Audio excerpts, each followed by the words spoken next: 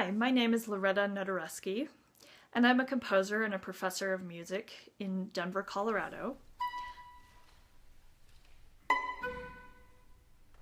I'm 37 years old, and my family is Italian-American. My father is an Italian immigrant, and my mother is of German extraction, from Ohio. I'd like to talk a little bit about my music. My style I like to think of as neo-romantic, but with a sense of humor. In other words, I like to seek melodic and narrative unity and cohesiveness in my music, but at the same time I have a sense of whimsy and lightheartedness in some of my pieces.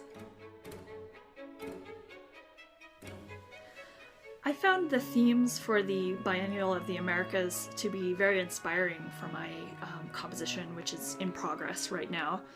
The working title is Promise and Peril, and both of those words are drawn from the themes for the Biennial.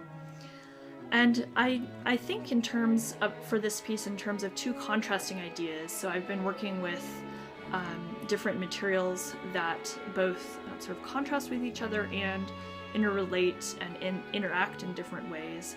And I've been seeking out different ways to also incorporate some of the other words that were part of the themes, including words like revelation and complex. For revelation, I'm thinking about how can a certain musical material be kind of hidden and then gradually emerge. And for complex, just thinking about the many different ways that materials come to influence and interact with one another in a piece of music.